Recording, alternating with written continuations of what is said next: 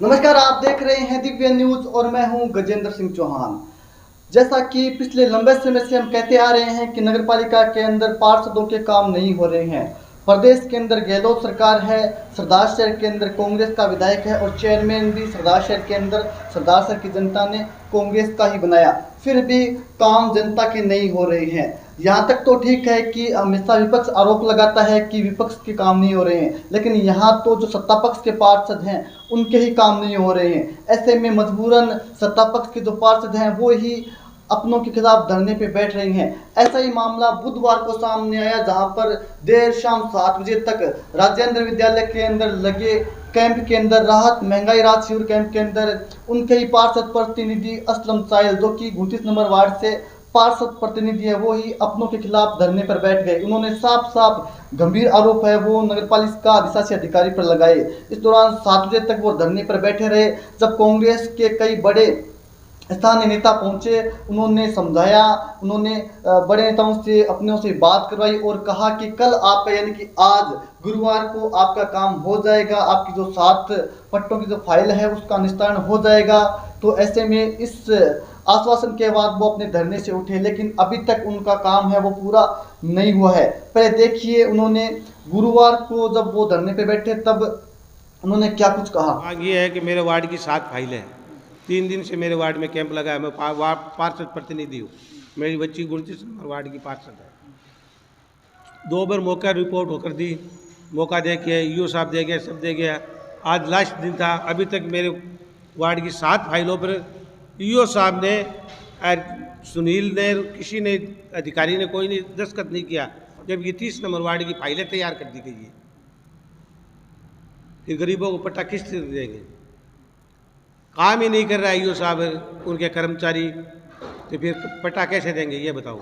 सुबह विधायक जी आए, बोल के गए कि फाइलें तैयार करो, पट्टा दो, लेकिन इनके कुछ समझ में नहीं आ रहा है। तो वो तो ईओ साहब बता सकते हैं कि क्यों नहीं कर रहे उनके कर्मचारी काम, और क्यों वो दस्तखत नहीं कर रहे। तो आपने ईओ साहब से बात नहीं की? बात की, अभी उठ के गए, यहाँ से गए। तो बुला लो, आपको सुनील को बुला लो। मैं क्यों बुलाऊँ सुनील को? कर्मचारी तो उनके अधीन है ना, उन अधिकारी तो वो है ना, कर्मचारी को तो वो बुलाएंगे। मैं कैसे बुलाऊँ? बोलो, अमेरिका से आएगा कौन सा कर्मचारी? वो चले गए, मैं बैठा हूँ यहाँ धरने पर। है जब तक मेरी फाइलों पर दस्तखत नहीं होगा यहाँ आगे ईओ साहब जो बच्चे हुए शेष जइए ने जो भी है, जब तक मैं यहीं बैठा रहूँगा। मेरे वार्ड के 22 पट्टे पहले बन चुके, देवीलाल जी के टाइम ईओ साहब देवीलाल जी थे तब 22 पट्टे बने। सिर्फ अब 8 पट्टे हैं, 8 फाइल है जो अक्टूबर से है। अक्टूबर से फाइल है ये मेरी। अक्टूबर में अखबार में भी आ गई, सब आ गई, मौका रिपोर्ट हो गया। 2 बार मौका रिपोर्ट देख लिया है जइए ने और अभी तक तैयार नहीं हुई है और न इस पर कोई दस्तखत की है। मेरा नाम असलम गाचाइल है, पूर्व पार्षद, वर्तमान पार्षद प्रतिनिधि हूँ मैं। तो आपने ये उनका इंटरव्यू देखा जो कि गुरुवार का यानी कि बीते गुरुवार का कल का है, जब उन्होंने धरने पे बैठे हुए साफ साफ तौर पर नगरपालिका अधिशासी अधिकारी पर निशाना साधा। लेकिन उन्होंने कहा कि मैं धरना समाप्त नहीं करूंगा, लेकिन देर शाम को कुछ बड़े कांग्रेस के स्थानीय नेता पहुंचते हैं, उनको समझाते हैं कि आपका काम हो जाएगा। जो अधिकारी जो कर्मचारी काम नहीं कर रहे हैं उनके खिलाफ कानूनी कार्रवाई की जाएगी, उनको नोटिस दिया जाएगा, लेकिन उनके खिलाफ ऐसा अभी तक कुछ नहीं हुआ है, जिससे आहत होकर एक बार फिर से आज गुरुवार को फिर से पार्षद प्रतिनिधि असलम साहिल ने नाराजगी जाहिर की है। आप जरा कल्पना कीजिए कि जो मुख्य वोट बैंक है कांग्रेस का सरदार शहर में, मुस्लिम जो वोट है वो एक तरफा कांग्रेस को पड़ते हैं। इन वार्डों के अंदर लगातार कांग्रेस हर विधानसभा चुनाव के अंदर ऊपर रहती है। यहाँ पर लगातार साहिल परिवार है वो जीत के आता रहता है, लगातार साहिल परिवार है वो जीत कर आता है और इन वार्डों के अंदर मजबूती कांग्रेस को देता है। यदि उनके काम नहीं हो रहे हैं तो आप समझ सकते हो कि सरदार शहर की जनता के किस प्रकार से काम हो रहे होंगे। यदि कांग्रेस के पार्षदों के अभी काम नहीं हो रहे हैं तो आप समझ लीजिए कि आखिर कब उनके काम होंगे। इस दौरान आज असलम साहिल ने एक बात कही कि यदि हमारी सरकार है, हमारे विधायक है, हमारे चेयरमैन है, अभी हमारे काम नहीं हो रहे हैं तो कब होंगे? जनता हमें आकर बोलती है कि हमारा काम कब होगा, हमारे पट्टे का निस्तारण कब होगा, हम उनको क्या जवाब दें? वहीं उन्होंने कहा कि जब अधिकारी हमारी नहीं सुन रहे हैं तो ऐसे अधिकारियों का क्या काम? लेकिन उन्होंने कहीं ना कहीं अपने विधायक पर भी सवाल उठाए कि हमें विधायक ने आश्वासन दिया था कि आपका काम हो जाएगा, लेकिन फिर भी हमारा काम नहीं हुआ है। तो ऐसे में हम कल्पना कर सकते हैं कि आखिर किस हद तक सदाशा की राजनीति है वो जा चुकी है।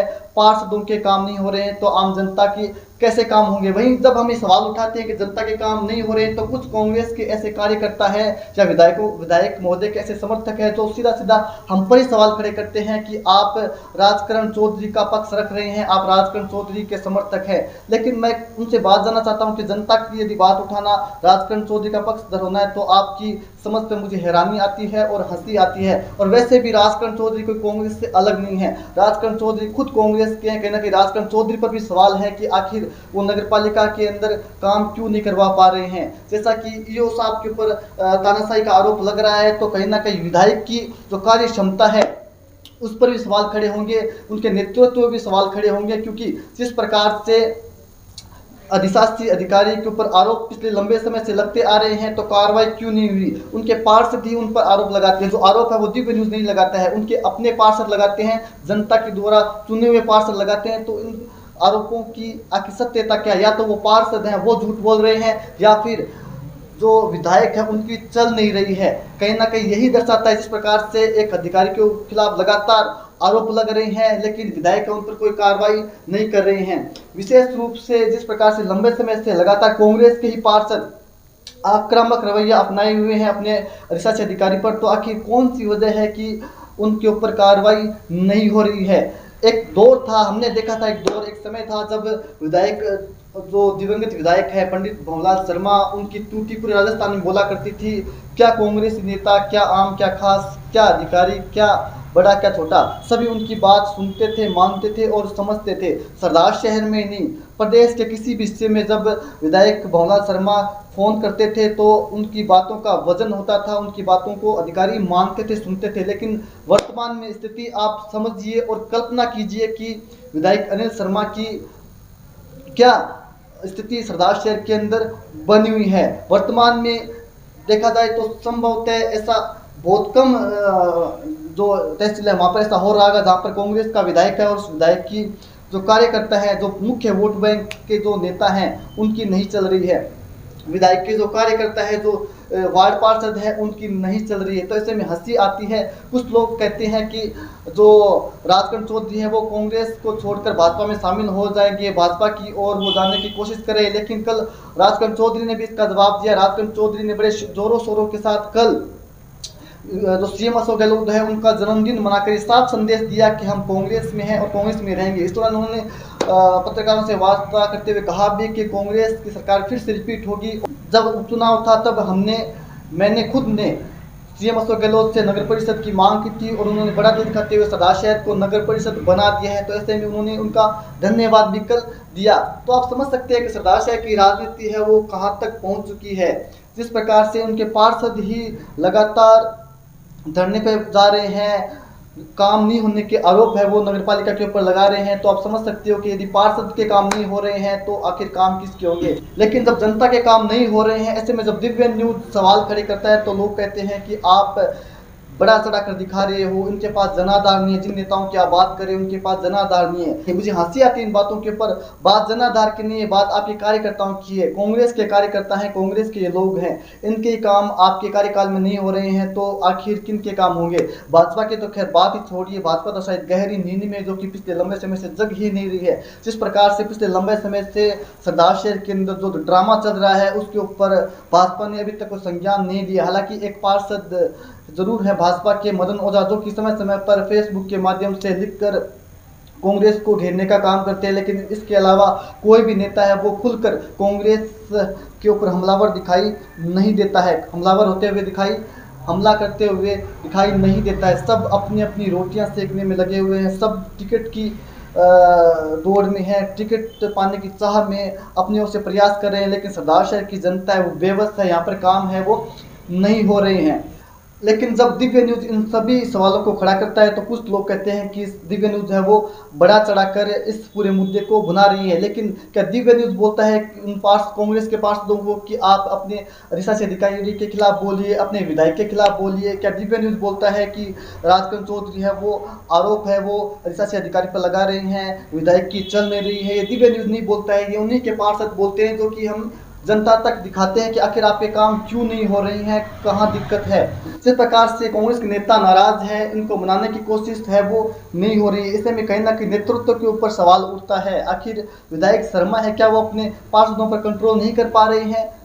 क्या विधायक शर्मा की आगे चल नहीं रही है? ऐसे बहुत सारे सवाल हैं जो खड़े होते हैं और इसी का परिणाम है कि जो सबसे मजबूत वोट बैंक है, जो मुस्लिम पार्षद हैं, वो ही अब सरकार को घेरते हुए नजर आ रहे हैं। इसी कड़ी में आज जो पार्षद प्रतिनिधि है असलम चाय, जो कि पूर्व में पार्षद भी रह चुके हैं, उनके परिवार से लगातार पार्षद जीतते आ रहे हैं, वो आज फिर से नाराजगी जाहिर करते हुए नजर आए। देखिए क्या कुछ कहा आज असलम साइल ने।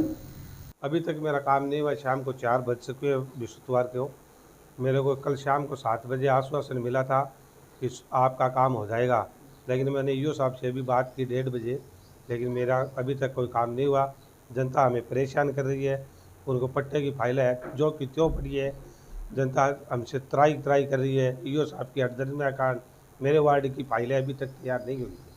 जनता तो आपको बोलेगी, तो जनता तो बोलेगी, जनता तो बोलना स्वाभाविक ही है। उनका काम नहीं होगा, जनता किसको बोलेगी? आज हमारे प्रदेश के मुख्यमंत्री श्री गहलोत साहब, हमारे एमएलए साहब, विधायक जी, अनिल जी, चेयरमैन हमारा, सब हमारा, फिर भी हमारा काम नहीं हो रहा है।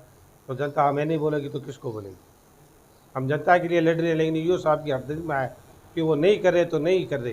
कल आपको आश्वासन किसने दिया, क्या आश्वासन? मैं वो वार्ड मनोमित पार्षद नवाब खान जी, राजेश पारिक मेरे पास आए थे शाम को। वो बोले थे विधायक जी से बात हो गई है, सुबह आपका काम हो जाएगा।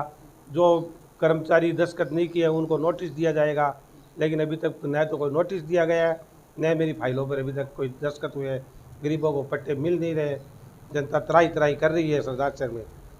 पट्टे को लेकर क्या क्यों नहीं हो रहा साइन, क्या वजह क्या है? ये तो पता नहीं है, तो ईओ साहब भी बता सकता है वो क्यों नहीं कर रहे हैं, जबकि 2-2 बार खुद ईओ साहब AN JN घर मौका दे के आगे, फिर भी पट्टे जारी नहीं कर रहे, न फाइलों पर दस्तखत कर रहे हैं। आगे क्या रहेगा आपका अगर फाइल नहीं बनती तो? आपकी नहीं बनते हो तो फिर आगे बड़ा आंदोलन करेंगे। मैं धरने पर बैठूंगा नगर पालिका के आगे।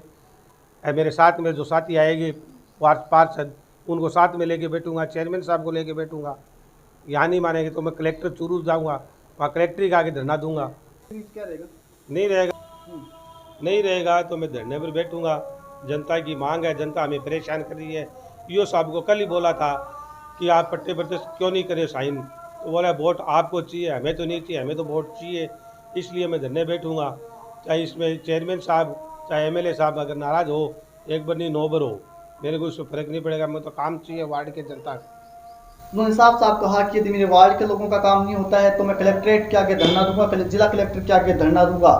इससे चाहे विधायक नाराज हो या फिर चेयरमैन नाराज हो, कहीं ना कहीं सत्य भी है कि जब चुनाव के अंदर यही जो कार्यकर्ता हैं, यही जो पार्षद है वो वोट मांगने के लिए जाते हैं और ऐसे में जब इनका काम नहीं होते जनता के, तो जनता इन्हीं को आकर सुनाती है और इन्हीं से बोलती है कि हमारा काम क्यों नहीं हो रहे हैं। वो अधिकारियों के पास नहीं जाती है, वो इन जनप्रतिनिधियों को जानती है। तो ऐसे में जो पार्षद प्रतिनिधि की जो नाराजगी है वो जायज भी नजर आती है। हालांकि ऐसा नहीं, कुछ एक पार्षद है जिनके काम भी हो रहे हैं। ऐसे ही राजेश पारिक है, उनके नगरपालिका के अंदर लगातार काम हो रहे हैं। सूत्रों से मिल रही जानकारी के अनुसार वार्ड नंबर 25 की जो फाइलें हैं पट्टों की, उनमें 70 से 80 फाइलों का निस्तारण है वो जल्द ही होने वाला है, लेकिन अन्य पार्षद हैं वो अभी भी खाली हाथ बैठे हैं। तो ऐसे में कहीं ना कहीं सवाल उठते हैं कि कुछ पार्षदों के काम हो रहे हैं, कुछ पार्षदों के काम नहीं हो रहे हैं। हालांकि अधिशासी अधिकारी का भी अपना पक्ष है, वो कहते हैं कि मैं लगातार काम कर रहा हूँ, लेकिन तो ये लड़ाई चल रही है पिछले लंबे समय से नगरपालिका के अंदर, उसके अंदर जो मुख्य किरदार है वो कोई और है,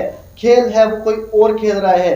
बहाना सिर्फ नगरपालिका अधिशासी अधिकारी और नगरपालिका चेयरमैन का, लेकिन जो इस सब के बीच जो खिलाड़ी है वो कोई और है।